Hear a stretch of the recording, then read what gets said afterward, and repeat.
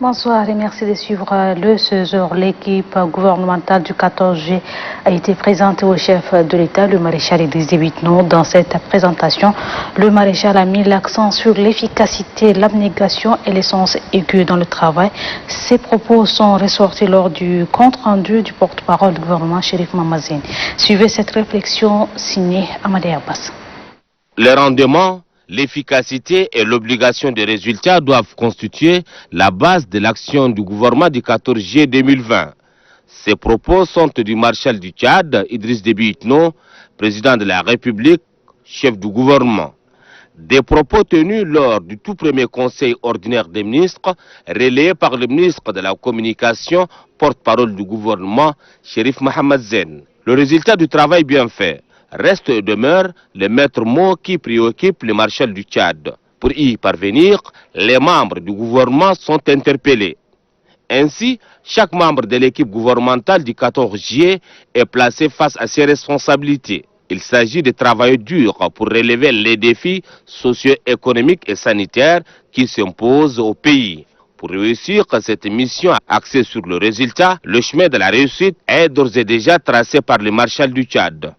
Chaque ministre est convié à l'emprunter pour ne pas se tromper de destination. Chaque membre du gouvernement doit jouer pleinement sa partition dans son domaine de compétence. Car le maréchal du Tchad signe et persiste qu'aucune faute ne sera tolérée et que son cabinet civil y veillera au grain.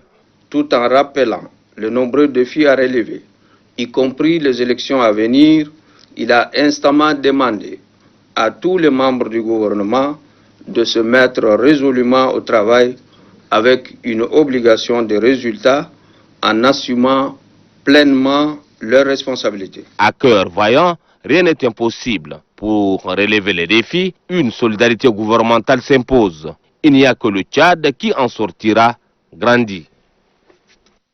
La direction générale de la gendarmerie nationale, de concert avec le collectif des associations de la société civile et le groupement féminin, ont lancé une vaste opération de salubrité. Ce matin, c'est le ministère de la Femme et de la Protection de la Petite Enfance qui a été rendu salubre. Mamacita Baka. Une vaste opération de salubrité au ministère de la Femme et de la Protection de la Petite Enfance pour offrir un environnement sain, propice au travail pour le personnel. C'est une initiative de la Direction générale de la gendarmerie nationale en vertu de sa responsabilité sociale en collaboration avec les collectifs des associations de la société civile et groupements féminins. Les hommes en treillis ont ainsi mis les bouchées doubles pour rendre salubres ces lieux publics. À travers cette action citoyenne, nous voulons dire aussi que la gendarmerie n'est pas là seulement pour la protection des personnes et leurs biens, ni pour la répression, mais nous jouons également un rôle social. Cet élan de citoyenneté de la gendarmerie nationale, soutenu par ces associations de la société civile, est salué par la ministre de la Femme et de la Protection de la Petite Enfance. Quand c'est la grande gendarmerie qui décide d'effectuer le déplacement dans notre ministère, on se sent vraiment très honoré. Donc, je pense qu'au-delà de cette activité de salubrité, je crois que c'est les esprits qui s'unissent, c'est les forces qui s'unissent, c'est les énergies qui s'unissent. Je ne voudrais pas ici oublier aussi les organisations féminines qui sont sorties nombreuses pour donner un coup de balai.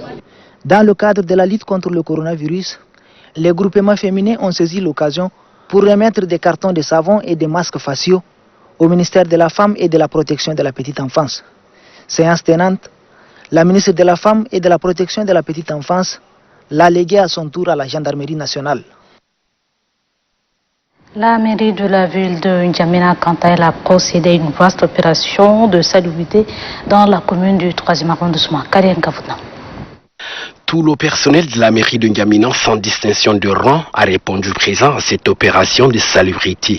La population riveraine ainsi que quelques jeunes volontaires issus des associations de la commune du 7e arrondissement ont également prêté main forte aux agents de la mairie pour la cause. Objectif, nettoyer cette avenue considérée comme l'une des plus grandes voies de la capitale sur une distance de plus de 5 km. Le maire de la ville de N'Djamena, Omar Boukar Gana, ayant à ses côtés ses adjoints, suit de près cette opération qui consiste à donner une belle image à cette avenue et partant toute la ville de N'Djamena.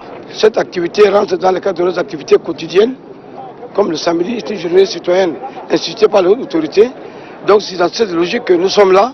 Et le travail aujourd'hui, nous sommes là pour des suivis. Nous voulons à l'occasion lancer un appel à tous les riverains de s'associer à nous, à l'instar des jeunes qui sont là avec nous. Donc nous lançons vraiment cet appel à tout le monde. Chacun doit mettre la main dans la pâte. Et ce n'est pas seulement à l'avenue Jacques Nadengar, mais comme nous l'avons dit, c'est dans toutes les avenues. Et dans le jour à venir, nous prendrons d'autres dispositions pour que, non seulement pour le 11 août, mais c'est une activité quotidienne. Nous voulons que N'Djamena soit vraiment une ville propre. Le maire de la ville de N'Djamena appelle les organisations des jeunes ayant des projets d'assainissement à se rapprocher de sa commune pour une synergie d'action. Je le disais que la mairie a procédé à une vaste opération de salubrité dans la commune du 7e arrondissement et les membres des Citoyens sans frontières ont mené des travaux communautaires. Ils ont construit un canal de drainage d'eau dans la commune du 3e arrondissement. Abdoul Kioul. Des ouvriers occasionnels au quartier Kabalaï. Ce sont les ambassadeurs de la plateforme Citoyens sans frontières. Truelle en main, Jim Rane, résident à Kabalaï, est à la manette. Aidé par ses camarades, il construit un canal de drainage de l'eau pluviale. Une manière d'éviter d'éventuelles inondations durant ce temps pluvieux. L'initiative vient de l'ONG Citoyens sans frontières qui, par cette journée, entend amener les jeunes du quartier Kabalaï à être des citoyens exemplaires dans leur commune. Cela maintenant 3 semaines que nous avons commencé. Aujourd'hui, nous avons décidé de faire une canalisation parce que les jeunes de Kabalaï sont venus vers nous pour nous dire qu'avant-hier, ils ont été inondés. Donc nous, on veut insuffler un souffle nouveau à la population pour qu'eux-mêmes ils viennent et fassent eux-mêmes la canalisation. Les autorités communales du 3e arrondissement sont séduites par l'action des Citoyens sans frontières. Le représentant du maire affirme que les travaux communautaires assainissent le quartier. Mais ces jeunes m'ont fait des surprises. Le mot me manque même comment les encourager. Comment cette initiative dans le quartier, c'est des jeunes à encourager. Vraiment, je les tire chapeau. Et là, ils ont pris une distension de 150 mètres à construire le caniveau. Dans la même journée, les Citoyens sans frontières ont mis cap à Djungoulié, au quartier Farcha dans la commune du 1er arrondissement. Sur place, les ambassadeurs de la dite plateforme s'activent pour drainer les eaux de pluie. Ils ont reçu des encouragements du secrétaire général des Citoyens sans frontières.